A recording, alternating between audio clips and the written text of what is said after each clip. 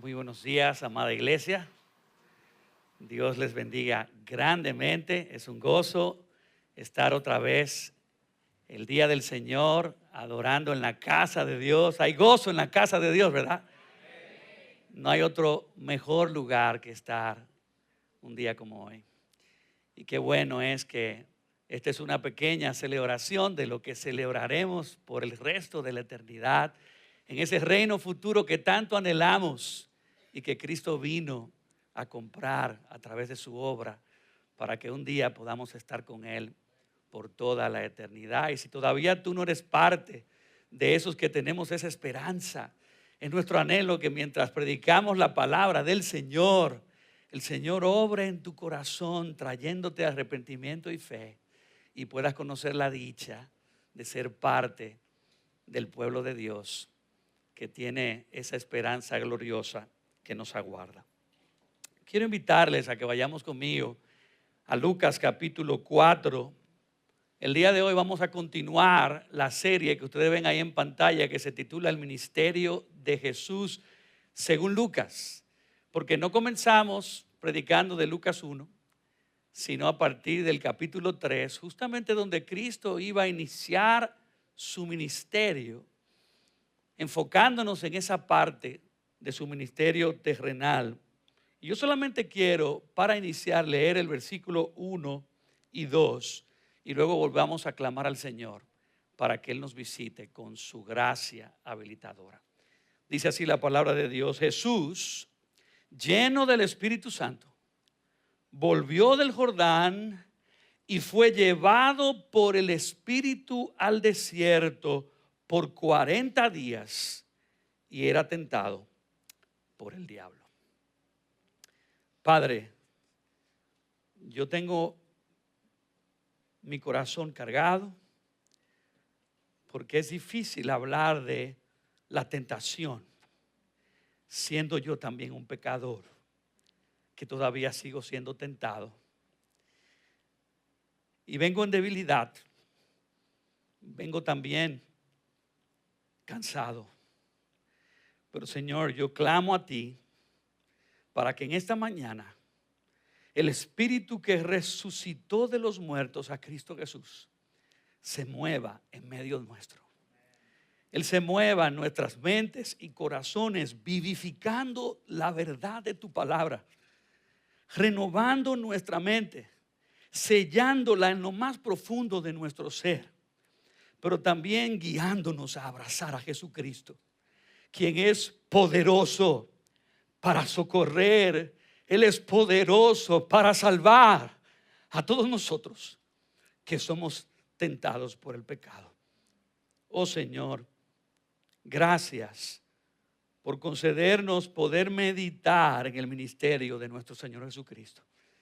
Que su experiencia hable verdad a nuestras vidas, hable verdad para salvación, hable verdad para santificación. Oh Espíritu, humildemente te rogamos que nos empoderes en esta mañana y que lo que vayamos a hablar se conforme a la verdad de tu palabra y salgamos de aquí edificados, confiando en aquel que es poderoso para salvarnos y socorrernos. Yo te lo ruego en el precioso nombre de Cristo Jesús. Amén y amén. Se cuenta la historia de un político llamado Yan Shen, a propósito de nuestro hermano Yan San, que vivió durante la parte final de la dinastía de Han en China, aproximadamente en los años 100 y 200 después de Cristo, y cómo este personaje fue conocido por tener un carácter recto e íntegro. Tras ser nombrado gobernador provincial, uno de sus antiguos jefes, llamado Huang Mi, le hizo una visita inesperada. Mientras conversaban relajados sobre los viejos tiempos, Huang Mi sacó una gran copa de oro como un obsequio con la intención de ganar cierto favor político con Shen y se le ofreció. Jiang Shen, al ver esto, se negó a aceptarlo. Pero Huang Mi insistió diciéndole: esta noche no hay nadie más aquí que tú y yo, así que nadie lo sabrá. A lo que Jiang Shen respondió: dices que nadie lo sabrá, pero no es cierto.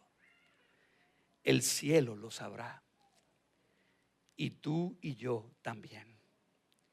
Huang Mi, avergonzado, desistió. Y posteriormente, por su integridad, Jiang Shen fue ganando cada vez más reconocimiento y logró ascender a un alto cargo en el gobierno central de China. Miren, la verdad es que por causa del pecado, la naturaleza humana de todos nosotros es débil. Y todos, de alguna manera u otra, en diferentes momentos de nuestras vidas, hemos cedido a la tentación de algún pecado, especialmente cuando pensábamos que nadie nos estaba viendo. De hecho, si no hubiera una persona presente, si no hubiera una cámara grabando, si no hubiera un policía patrullando, mucha gente no dudaría en robar. Lo cual me recuerda cómo entre mis 9 y 10 años de edad, yo premedité un plan estratégico. Cuando mi padre llegara del trabajo, mientras se estuviera bañando, entrar en su habitación y cogerle su cartera y conseguir algo de dinero. Y efectivamente lo hice. Cuando la abrí, me encontré con 100 pesos de ese tiempo y los cogí. Recuerdo que me fui rapidísimo a mi habitación y en mi hervor y pasión, pensando que ya me había salido con la mía, los escondí debajo de mi almohada y me acosté soñando despierto con la luz apagada en todo lo que me iba a comprar al otro día. Pensé, nadie lo sabrá, pero no era cierto. El cielo lo sabía. Dios lo sabía. Y en su misericordia, yo no sé cómo, yo no tengo idea, tengo que hablar con mi mamá que está aquí.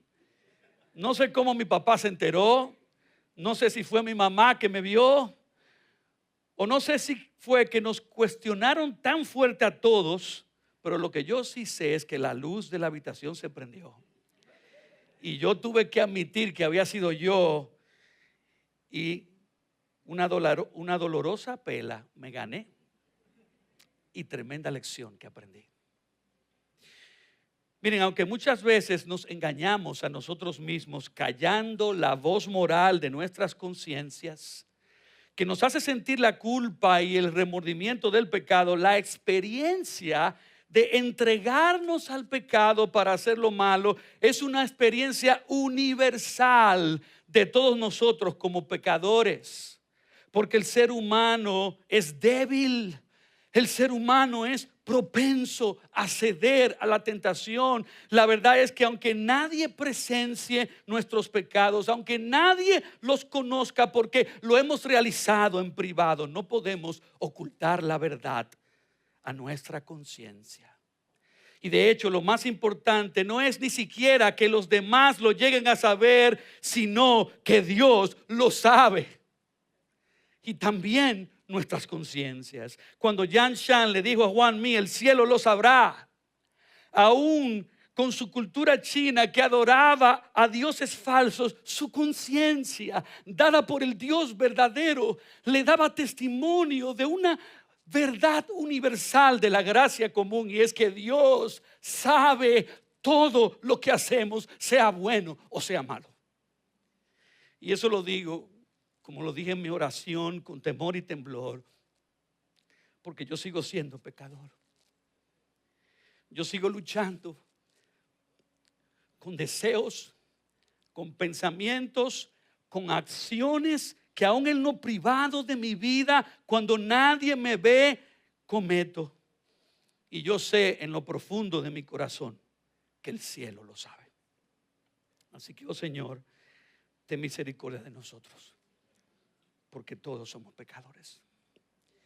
Y aunque Yan Chen en esa área de su vida se cuidó de no tomar sobornos porque el cielo lo sabría, aún así Yan Chen, igual que tú y yo, fue un pecador que en muchas otras áreas de su vida cedió a otras tentaciones y pecó contra Dios en lo privado y en lo público, igual como todos nosotros hacemos, ya que la Biblia dice en Romanos 3:23, por cuanto todos pecaron y están destituidos de la gloria de Dios.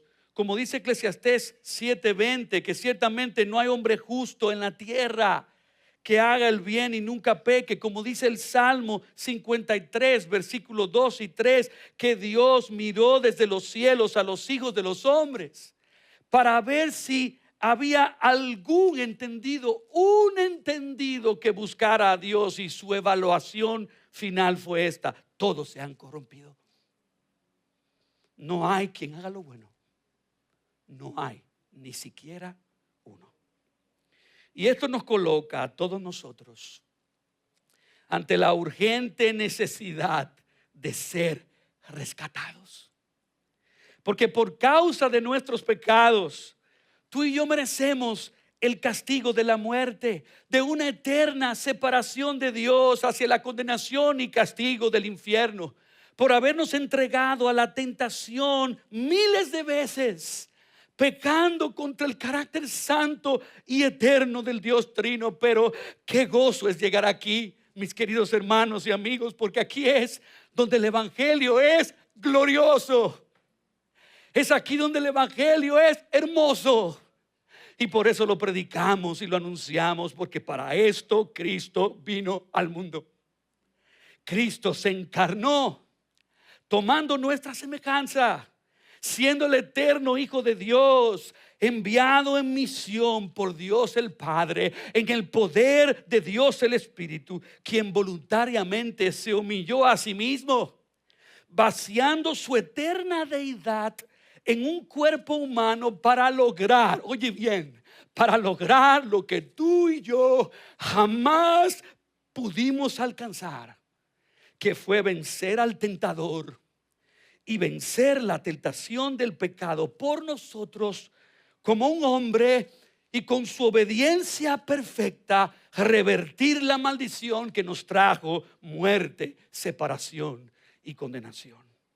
En esta mañana estudiaremos una parte necesaria y vital del ministerio de Jesucristo cuando fue tentado por el diablo en el desierto. Tentado en todas las maneras en las que tú y yo somos tentados, no solo para Él vencer el pecado y poder salvarnos de su condenación, sino también para continuamente socorrernos, uniéndonos a su vida, entrenándonos para que con el poder de su resurrección y para con el poder de su Espíritu, durante el resto de nuestras vidas en la tierra, no nos entreguemos más, no cedamos más, no caigamos más en la tentación del pecado. Y aunque sigamos siendo débiles pecadores, aprendamos a ser fuertes en Cristo Jesús nuestro Salvador, alcanzando la victoria que Él logró en cada área de nuestras vidas.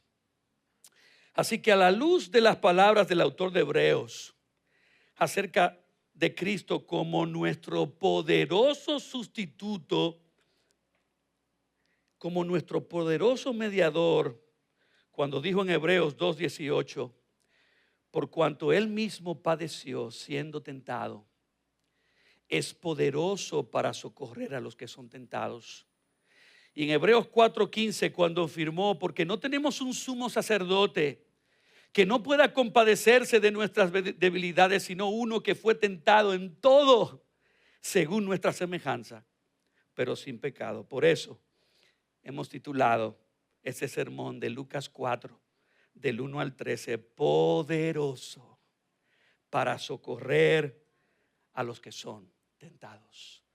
Poderoso, refiriéndose a Cristo, para socorrer a los que son tentados. Y esta es la verdad, que cuando meditamos en Lucas 4, del 1 al 13, podemos entenderla, pero no solamente comprenderla, sino abrazarla y responder a ella en obediencia. Y es esta: puesto que Cristo sufrió por nosotros, siendo tentado en todo según nuestra semejanza, pero sin pecado, tú y yo debemos acudir a Cristo, quien es el único poderoso para salvar y socorrer a los que son tentados.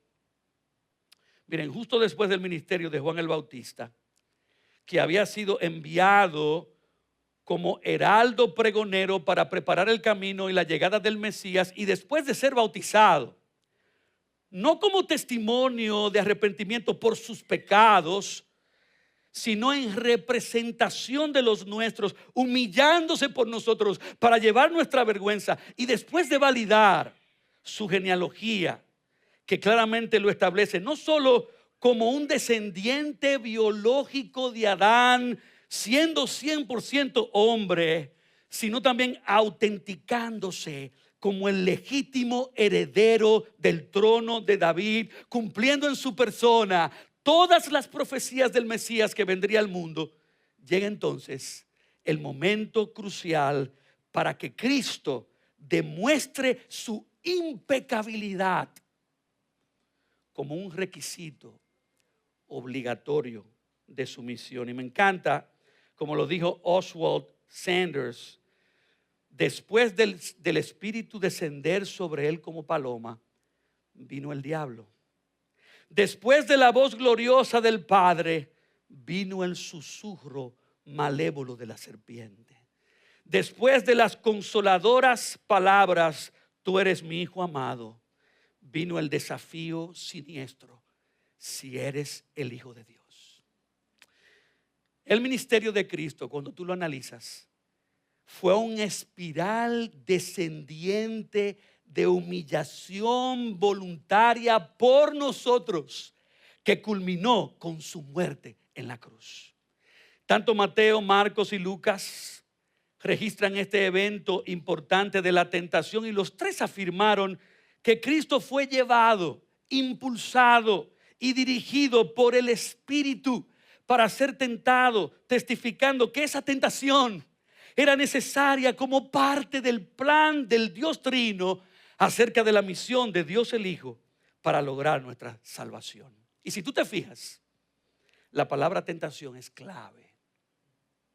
Esa palabra generalmente tiene una connotación negativa, una connotación maligna, de seducción, de incitación a lo malo, de tal manera que cuando tú y yo decimos que estamos siendo tentados, no es para nada bueno, sino para algo malo. Sin embargo, la palabra tentación en este texto y en su idioma original griego tiene dos posibles significados. Puede ser traducida como prueba o puede ser traducida como tentación, dependiendo de la intención de aquel que la ejecuta. Por eso Santiago 1:12 dice: bienaventurado el varón que soporta la tentación, porque cuando haya resistido la prueba, recibirá la corona de vida que Dios ha prometido a los que le aman. El pastor Santiago usa la palabra tentación, y los traductores la usan, la palabra tentación y la palabra prueba, de manera intercambiable.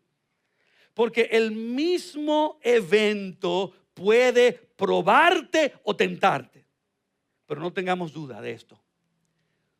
Como el mismo Santiago también lo afirmó, Dios nunca tienta a nadie incitándolo a hacer lo malo. Aunque Dios sí nos prueba y nos pone en situaciones apremiantes y en encrucijadas difíciles, Él siempre lo hace con la intención piadosa de que hagamos lo bueno, de que le obedezcamos, de que nos afirmemos más y más en su voluntad santa.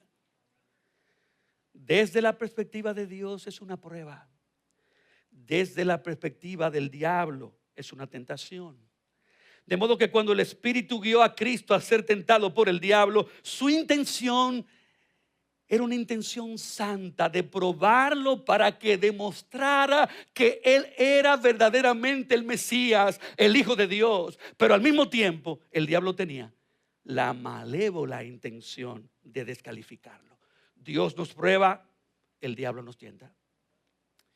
Me encanta la cita del teólogo alemán Dietrich Bonhoeffer, cuando dijo: Jesús no fue al desierto meramente para enseñarnos cómo resistir la tentación, sino para mostrarnos esto. Wow, que tú y yo somos totalmente incapaces, somos totalmente impotentes contra la tentación y que necesitamos el poder de Dios en Cristo para vencerla. Es la victoria de Cristo en la tentación del desierto y su victoria en la cruz del Calvario que nos salvan del aguijón del pecado que produce la muerte. Y por esa razón Cristo es el único poderoso para salvar y socorrer a los que son tentados. Y si acudimos a Él y confiamos en Él como nuestro Salvador y Señor, Él no solo nos dará su perdón, quitando la culpa y la vergüenza de nuestras caídas pasadas, sino que también Cristo nos dará su poder con un nuevo corazón que por su Espíritu tendrá un deseo apasionado y una capacidad renovada para pelear y vencer todas las tentaciones futuras cuando el enemigo venga contra nosotros con todos sus dardos y con todas sus maquinaciones.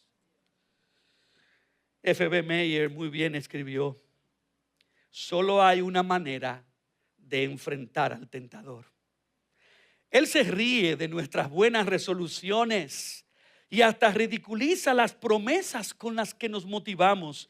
Satanás solo le teme a uno solo, a aquel que en la hora de mayor debilidad lo derrotó y que ahora ha sido elevado muy por encima de todos los principados y potestades para liberar a las almas frágiles, a las almas que hoy son tentadas. Cristo venció al príncipe de este mundo y Él está dispuesto a hacer lo mismo por cada uno de nosotros si acudimos a Él buscando su ayuda. Así que vamos a estudiar cómo este pasaje nos muestra 3 razones por las que debemos acudir a Cristo como el único poderoso para salvar y socorrer a los que son tentados. Y la primera razón es porque Cristo, como hombre, fue el único que, siendo tentado en todo, triunfó donde Adán falló. Esto es muy importante. Lean conmigo los versículos del 1 al 2. Jesús, lleno del Espíritu, volvió del Jordán y fue llevado por el Espíritu al desierto por 40 días y era tentado por el diablo. Y no comió nada en aquellos días, pasados los cuales tuvo hambre. Entonces el diablo le dijo: si eres hijo de Dios, di esta piedra que se convierte en pan. Jesús respondiendo le dijo: escrito está, no solo de pan vivirá el hombre, sino de toda palabra de Dios. No es coincidencia esto, que justo después de la genealogía de Lucas 3 que conecta a Cristo con Adán, ocurre inmediatamente la tentación de Cristo con la misma serpiente que tentó al primer hombre en el jardín de Edén. Al ver esto, yo no sé tú, pero yo percibo que el razonamiento y argumento del Espíritu Santo es mostrar que donde Adán como primer hombre falló, Cristo como el segundo Adán triunfó. Y para mí esto es intencional, para demostrar la teología federal, un término teológico, con la que Dios se propuso relacionarse con la humanidad a través de pactos, estableciendo una cabeza que representara a toda la humanidad.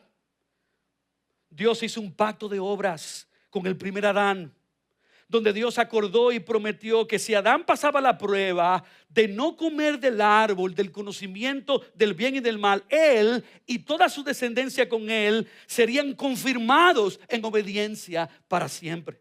Y no es coincidencia que la misma prueba de parte de Dios, que tenía la intención piadosa de confirmar a Adán y a su descendencia en obediencia, fuera al mismo tiempo una tentación donde el diablo en forma de serpiente engañó a Adán, hundiéndolo no solamente a él, sino también a toda su descendencia. Y tampoco es coincidencia que la primera tentación fuera una que incitara a Jesucristo a comer pan, así como Adán fue tentado a comer del fruto de un árbol. Y como si esto fuera poco, tampoco fue coincidencia que esta primera tentación de Jesucristo ocurriera en el desierto.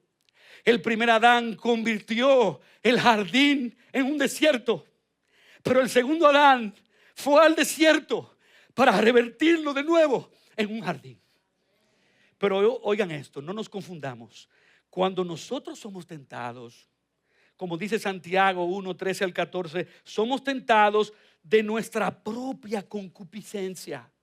De nuestro propio interior es que sale la maldad. Así como yo, si recuerdan bien la historia al principio, de mi corazón deseé y maquiné un plan de robarle a mi padre dinero de su cartera.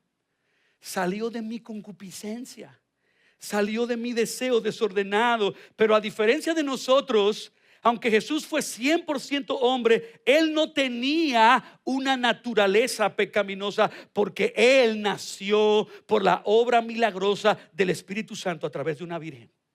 Desconectado de la simiente pecaminosa de Adán. Ahora, eso no quiere decir que la tentación de Cristo no tuvo su dificultad y desafío, así como la tuvo el primer Adán antes de que cayera en pecado.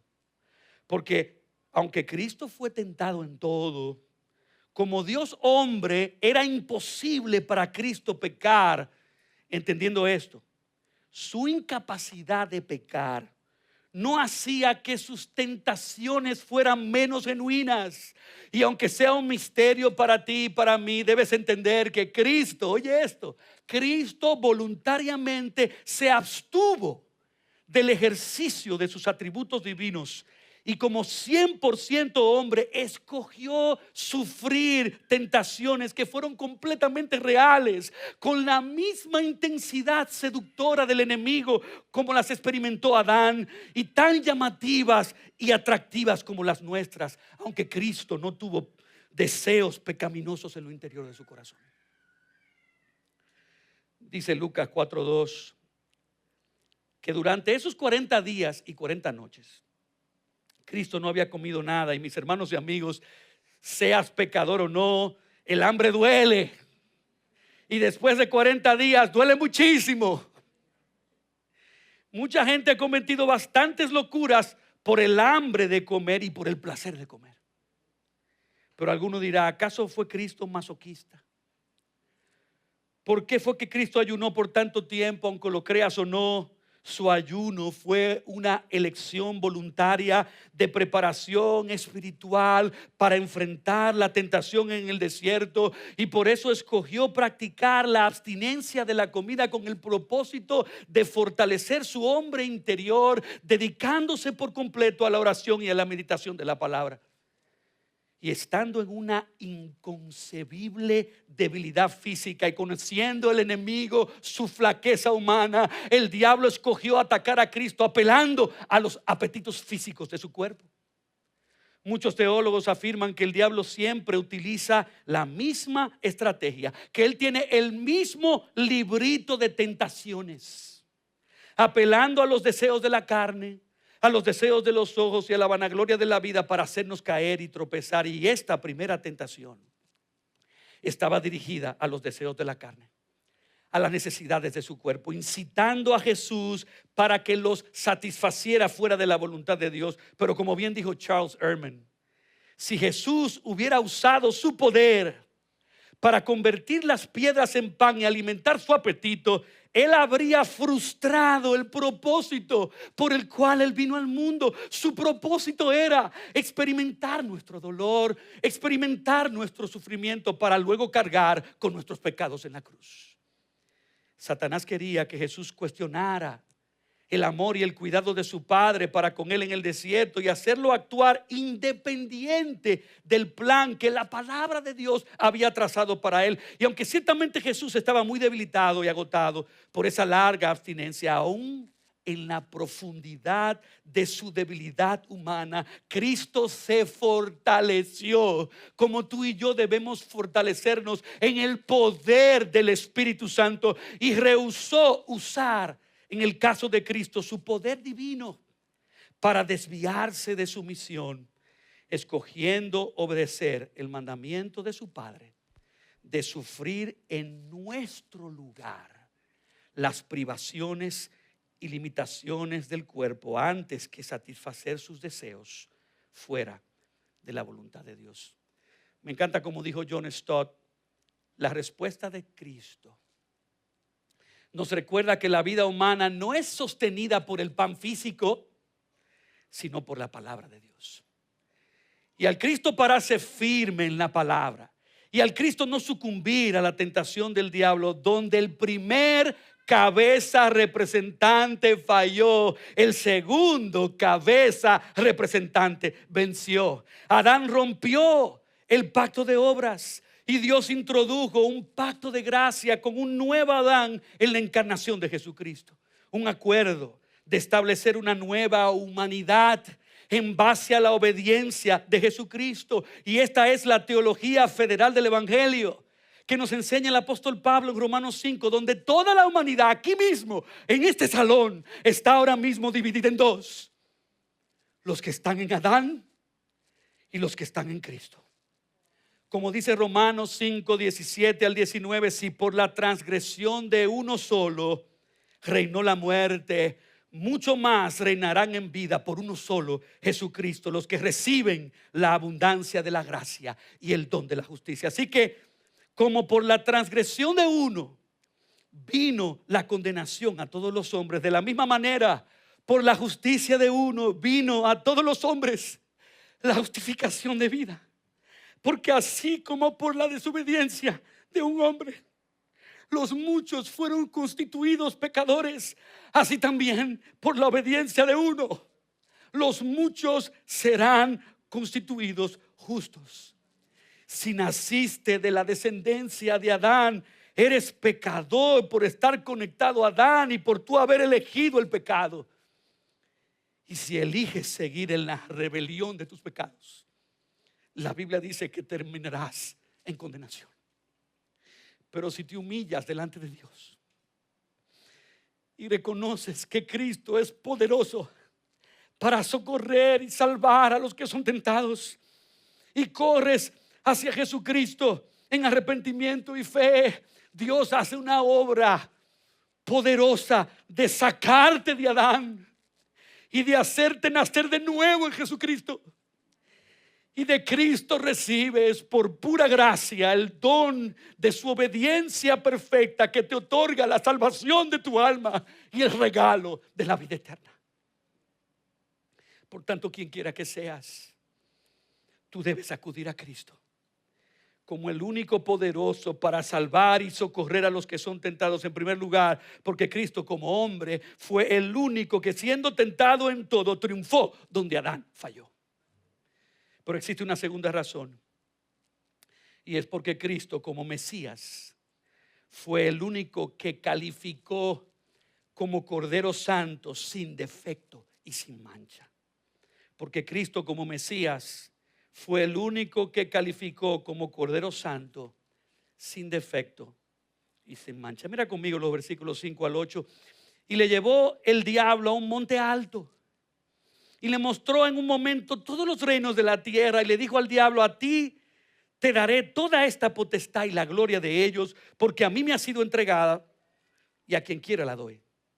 Si tú postrado me adorares, todos serán tuyos. Respondiendo Jesús le dijo: vete de mí, Satanás, porque escrito está: al Señor tu Dios adorarás y a Él solo servirás. El orden de la segunda y la tercera tentación es invertido en el Evangelio de Lucas cuando es comparado con el Evangelio de Mateo. Mateo parece tener un orden cronológico, mientras que Lucas parece tener un orden temático que algunos sugieren que era paralelo a la enseñanza de Juan en 1 de Juan 2:16, que nos habla de cómo somos tentados por los deseos de la carne, los deseos de los ojos y la vanagloria de la vida. Y a la luz de ese posible orden temático, la primera tentación tuvo que ver con los deseos de la carne, y ahora la segunda tentación tenía que ver con los deseos de los ojos. Al diablo mostrarle y ofrecerle a Cristo todos los reinos de la tierra. Y si analizamos cuidadosamente la segunda tentación, nos podemos dar cuenta que fue un ataque directo a la misión de Jesús y a la naturaleza de cómo Él lograría su reinado. De hecho, en el Salmo 2, 7 y 8, aunque no lo voy a leer y está ahí en la pantalla, Dios el Padre le había prometido al Hijo darle todos los reinos de la tierra, pero para lograrlo, la misión del Hijo requería convertirse en un cordero que para nada era fácil porque sería llevado al matadero. Para alcanzar su legítimo triunfo, Cristo debía sufrir, Cristo debía morir. De modo que el diablo le ofreció a Jesús darle los mismos reinos de la tierra que el Padre ya le había prometido, pero eliminando por completo el camino a la cruz. La necesidad de ir a la cruz sin tan solo Jesús se postraba y adoraba a Satanás. Pero algunos se preguntarán, ¿y de dónde el diablo había recibido potestad sobre los reinos de la tierra para ofrecérselos a quien él quisiera? La verdad es que dentro del plan soberano de Dios, Dios le había entregado cierto nivel de control a Satanás sobre los reinos de este mundo como parte de las consecuencias del pecado por el hombre haberse rebelado contra Dios y haberse aliado con la serpiente.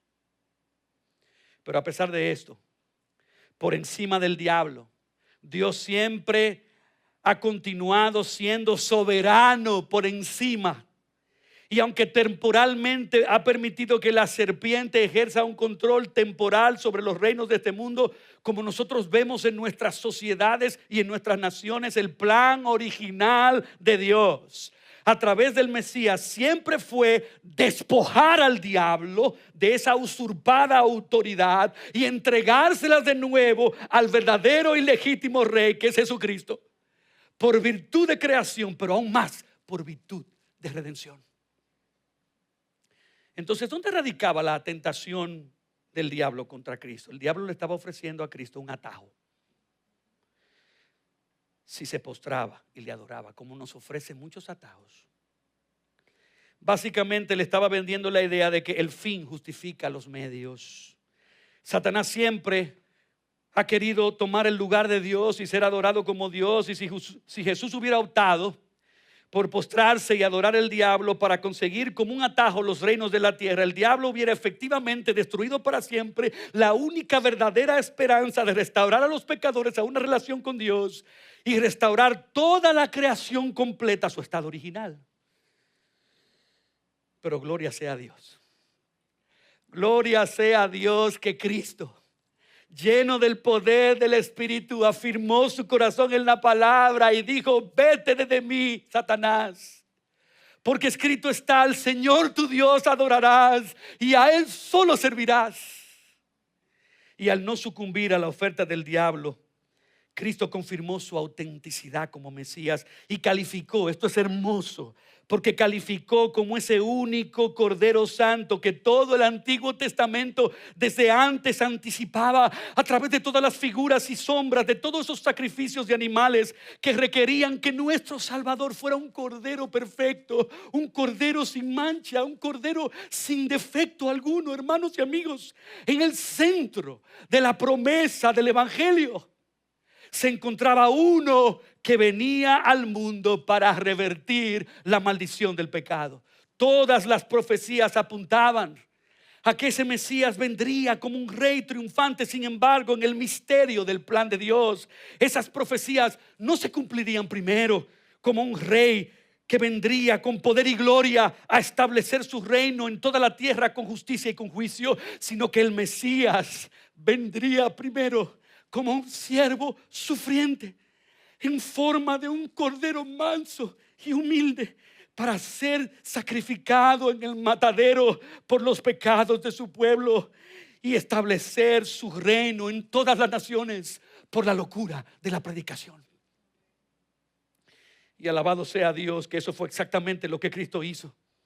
Obedeciendo el plan encomendado por su Padre, Él se humilló a sí mismo, sufriendo en carne propia nuestras tentaciones, sin jamás ceder al pecado, y voluntariamente entregó su vida hasta la muerte, cargando en nuestro lugar la ira de Dios sobre Él, logrando hacer el único pago efectivo ante la justicia de Dios que libra a todo pecador que cree en Él de condenación, regalándonos por pura gracia la salvación eterna de nuestras almas. con su muerte, Cristo despojó al diablo y a todos los demás principados y potestades, exhibiéndolos públicamente y triunfando sobre ellos en la cruz. Y con su resurrección, Cristo fue exaltado hasta lo sumo y recibió un nombre que es sobre todo nombre, para que en el nombre de Jesús se doble toda rodilla de los que están en el cielo, en la tierra y debajo de la tierra, y toda lengua confiese que Jesucristo es el Señor, para gloria de Dios el Padre. Mis queridos hermanos y amigos, debemos acudir a Cristo, porque Él es el único poderoso para salvar, el único poderoso para socorrer. Primero, porque como hombre que fue tentado en todo, Él venció donde Adán falló. Y en segundo lugar, porque como Mesías fue el único que calificó como Cordero Santo, sin defecto y sin mancha. Pero existe una última razón, y es esta: porque Cristo como hermano fue el único que resistió sin ceder a la tentación con el poder del Espíritu. Cristo como nuestro hermano fue el único que resistió sin ceder a la tentación con el poder del Espíritu. Miren conmigo los versículos 9 al 13. Y le llevó a Jerusalén y le puso sobre el pináculo del templo y le dijo: si eres hijo de Dios, échate de aquí abajo, porque escrito está: a sus ángeles mandará cerca de ti que te guarden, y en las manos te sostendrán para que no tropieces con tu pie en piedra. Respondiendo Jesús le dijo: dicho está, no tentarás al Señor tu Dios. Y cuando el diablo hubo acabado toda tentación, se apartó de él por un tiempo.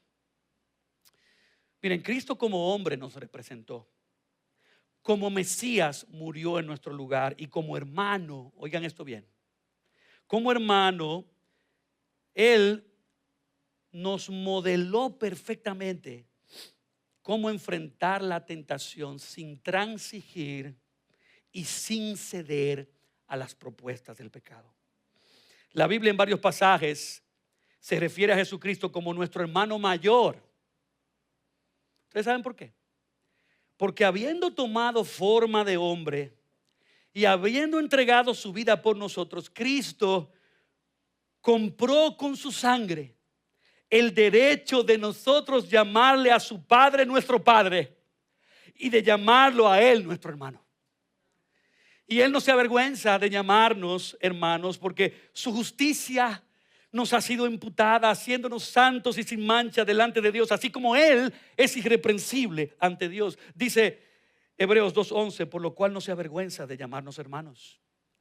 Y en Hebreos 2:17 dice: por lo cual también debía ser en todo semejante a sus hermanos, para venir a ser misericordioso y fiel sumo sacerdote en lo que Dios se refiere, para expiar los pecados del pueblo. De modo que al ser unidos a Cristo por la fe, nacemos de nuevo del mismo Padre Celestial. Somos engendrados por el mismo Padre Celestial y ahora compartimos el mismo ADN espiritual de Cristo. Somos hijos adoptados, hermanos adoptados.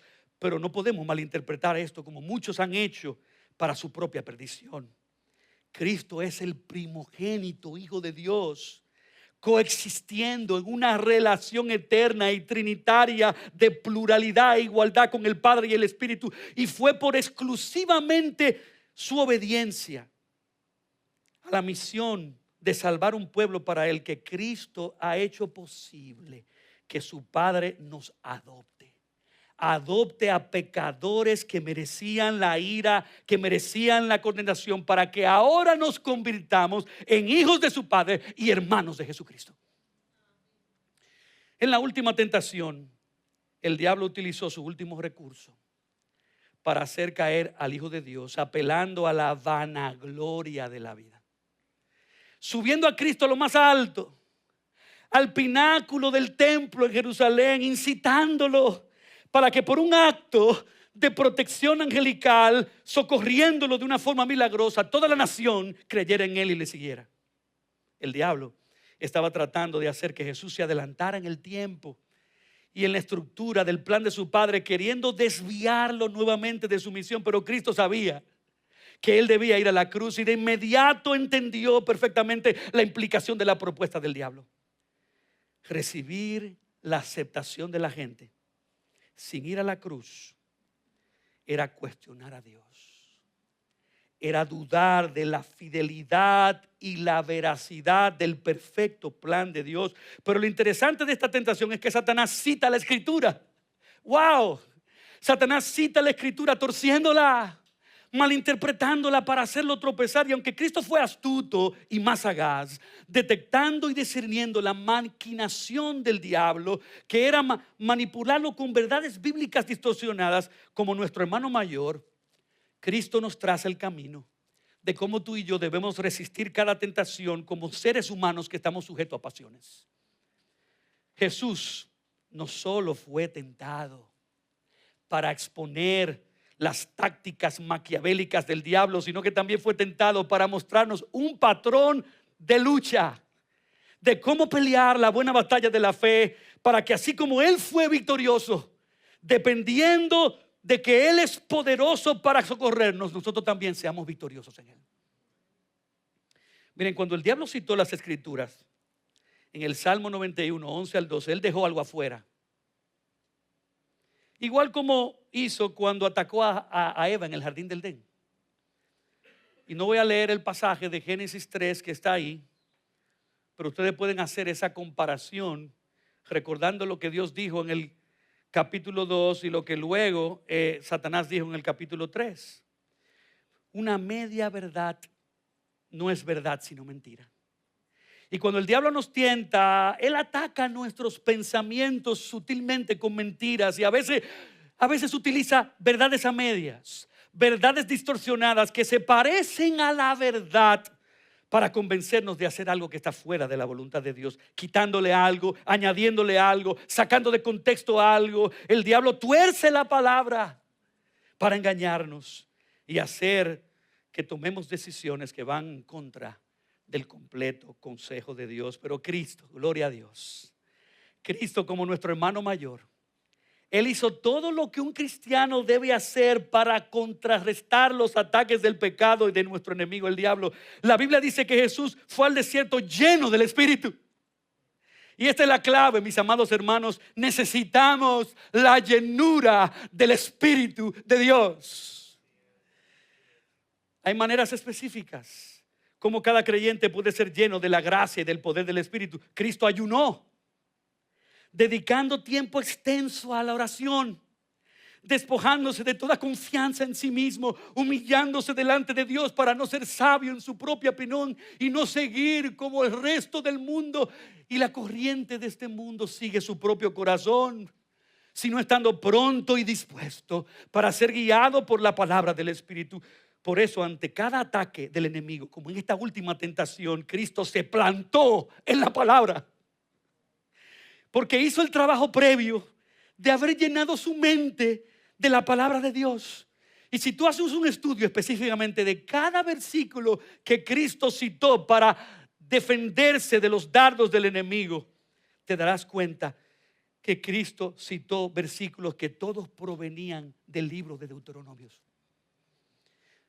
Mientras él meditaba cómo el pueblo de Israel falló en el desierto, cómo el pueblo de Israel dudó del amor de Dios, cómo el pueblo de Israel dudó de su poder, cómo el pueblo de Israel dudó de su fidelidad. Cristo no tenía guardada la palabra en su corazón porque Él era Dios. Recuerda que Él se abstuvo como hombre de utilizar sus atributos divinos, y si Él tuvo la mente llena de la palabra, era porque previo a la tentación Él la estaba leyendo, la estaba meditando, la estaba memorizando, la estaba guardando en su corazón, de modo que su mente llena de la palabra fuera una mente llena del Espíritu de Dios, controlada y dominada por el pensamiento del Espíritu. Por eso a la palabra se le llama la espada del Espíritu.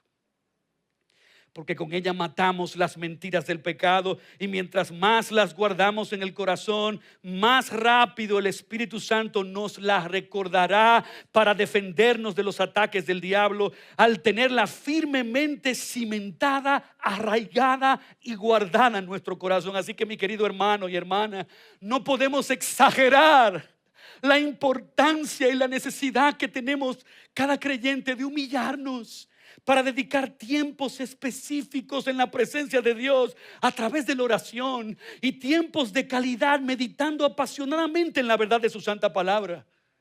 Por eso el apóstol Pablo nos exhortó a que nos vistamos de toda la armadura de Dios para que estemos preparados para el día malo. Y aunque no esté en la pantalla, dice Efesios 6, 13 al 18, por tanto, tomad toda la armadura de Dios para que podáis resistir en el día malo, y habiendo acabado todo, estar firmes. Estad pues firmes, ceñidos vuestros lomos con la verdad, y vestidos con la coraza de justicia, y calzados los pies con el apresto del evangelio de la paz. Sobre todo tomad el escudo de la fe, con que podáis apagar todos los dardos de fuego del maligno, y tomad el yelmo de la salvación y la espada del Espíritu, que es la palabra de Dios, orando en todo tiempo con toda oración y súplica en el Espíritu, y velando en ello con toda perseverancia y súplica por todos los santos. Hermanos, lo que nos está diciendo el Señor con su ejemplo es que el Espíritu Santo sigue siendo poderoso. La palabra de Dios sigue siendo poderosa. La oración eficaz del justo puede mucho. La gracia de Dios se perfecciona en nuestra debilidad. Por lo tanto, mi amado hermano y hermana, si Cristo venció como tu hermano, utilizando todos los recursos de su gracia y vistiéndose como hombre que fue de toda la armadura de Dios, tú también puedes vencer. Tú también puedes triunfar siguiendo las pisadas de tu Salvador y Señor. Recuerda, Dios es poderoso para salvar. Dios es poderoso para socorrer a los que son tentados. Y si resistes al diablo como Cristo lo resistió, Dios ha prometido que el diablo huirá de ti. Yo quisiera terminar con esto, y yo no sé si tú lo notaste. Jesús estuvo solo en el desierto. Ningún seguidor o discípulo estuvo con él. Su experiencia, su lucha y su aflicción en medio de la tentación, hoy tú y yo la conocemos. ¿Tú sabes por qué? Porque él se la contó a sus discípulos para que luego ellos las escribieran para edificarnos a nosotros. Y eso nos enseña algo: que como iglesia somos una familia, que compartimos la misma fe, compartimos el mismo Salvador, compartimos el mismo llamado santo y el mismo destino de gloria, pero nos enseña que somos compañeros de batalla, hermanos y hermanas, en comunión, luchando contra el mismo enemigo, compartiendo las mismas luchas, experimentando las mismas debilidades. Por lo tanto, nuestra fe no debería ser una fe privada, donde nos quedamos callados y nunca reconocemos ante otros, nuestros hermanos, que somos débiles. Nuestro hermano mayor abrió su corazón y nos contó su lucha, nos contó su aflicción, nos contó su tentación. Y aunque ninguno de nosotros se siente orgulloso de ser seducido por el pecado, y mucho menos de sucumbir a él, por la gracia de Dios, tenemos que aprender a compartir con prudencia un grado de vulnerabilidad sobre nuestras luchas y tentaciones, animándonos y ayudándonos unos a otros a pelear la batalla de nuestra fe con el poder de Dios, porque ese es otro medio de la gracia de Dios para nosotros vencer. Poderoso para salvar y socorrer a los que son tentados. Padre, mientras nos preparamos para meditar en la vida, muerte y resurrección de Cristo, gracias por haber enviado un poderoso Salvador y Redentor. Gracias, Señor, porque como hombre Él venció donde Adán falló. Gracias, Señor, porque como Mesías Él fue como cordero que con su boca callada fue hasta el matadero para hacer ese perfecto Cordero Santo, sin defecto, que diera su vida por nosotros. Gracias, porque como hombre y como Cordero, Él nos rescata y nos libra del poder que el pecado tiene de condenarnos al infierno. Y gracias porque habiéndonos redimido, Él ahora nos da como hermano mayor ejemplo de cómo usar todos los recursos de su gracia para nosotros también ser victoriosos como Él lo fue. Oh Padre, mira tu iglesia. Cada hermano y hermana está luchando en su vida. Tú conoces su pasado, tú conoces sus debilidades y el diablo también las conoce. Yo te pido que no abandones a mis hermanos. Socorre a mis hermanas que hoy luchan, Señor, con debilidades en sus vidas.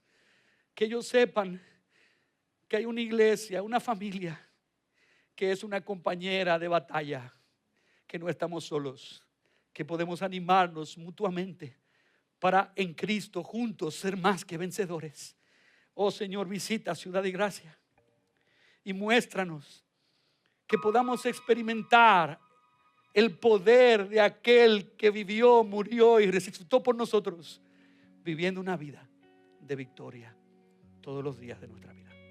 Yo te lo ruego en el nombre precioso de Cristo Jesús.